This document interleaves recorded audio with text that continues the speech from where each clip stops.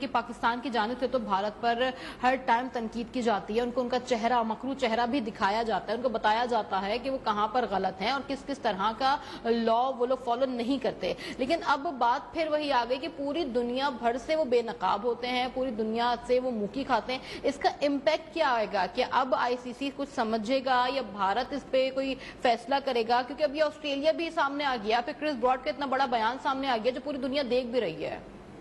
دیکھیے رانی، سب سے پہلے تو میں بتاؤں کہ اگر یہی بات پاکستان نے کی ہوتی تو بھارت میں واویلا ہو جاتا کہ جی پاکستان نے ہمارے خلاف جو ہے وہ پروپیگنڈا کر لیا، اور ان کو ہمیشہ یہی لگتا ہے کہ پاکستان ہی ان کے خلاف پروپیگنڈا کرتا ہے، باقیوں کو کوئی مسئلہ نہیں ہے. لیکن جس طرح سے اب سابق میچ ریفری نے یہ جو ہے وہ بیان دے دیا اور انہوں نے ایک طرح سے بھارت کی مہمان نوازی جو ہے یا کچھ بھی کہہ لیں اس کا ایک طرح سے پول کھول دیا ہے.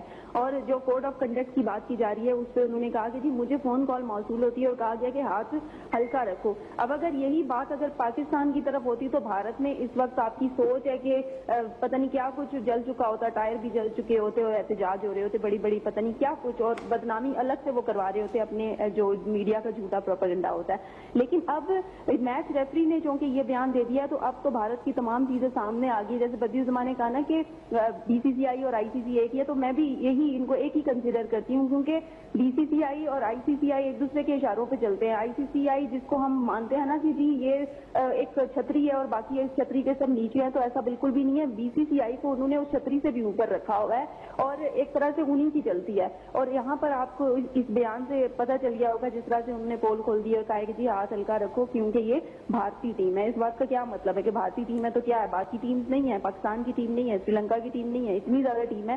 لیکن یہ ہوتی ہے جو فیوریٹزم ہوتا ہے نا کہ خاص کرم نوازی جسے کہتے ہیں اردو میں، یہ خاص کرم نوازی ہے جو بھارت پہ کی جا رہی ہے. اور یہی وجہ ہے کہ ان کے کئی جو فلاز ہوتے ہیں وہ اسی چکر میں ہائڈ ہو جاتے ہیں کیونکہ آئی سی سی بھی انہیں ایکسپوز نہیں کرنا چاہتا. لیکن یہاں پر اگر دیکھیں پاکستان کو تو ہر کوئی کہتا ہے نا کہ جی نہیں پاکستان تو اس لیے بات کرے کیونکہ وہ یہ روایتی حریف ہیں اس لیے یہ بات کرے. لیکن دوسرے ملکوں کو پھر کیا ہوگا؟ اب تو سب کو پوری دنیا کو نظر آ رہا ہے کہ جی یہاں پر کون پروپیگنڈا کرتا ہے، جھوٹا پروپیگنڈا. اب بھارت جو ہے وہ بری طرح سے ایکسپوز ہو گیا. اور جس طرح سے میچ ریفری نے یہ بیان دیا ہے تو میرے خیال سے اس کے بعد اگر آئی سی سی میں بی سی سی آئی کی اچھی چل بھی رہی ہے نا، بہت اچھا نظام چل رہا ہے، تو جو باقی دنیا کے سامنے جو ان کی جگہ سائی ہوگی اس کو وہ کس طرح سے کور کریں گے؟ نہیں کر سکتے کیونکہ پاکستان سے ان کا الگ میٹر ہے. لیکن باقی ملکوں کی اگر بات کریں تو ان کے سامنے یہ بدنام ہو جائیں گے، چاہے پھر وہاں آئی سی سی ہو یا کوئی بھی ہو، وہ کسی کی نہیں سنتے ہیں.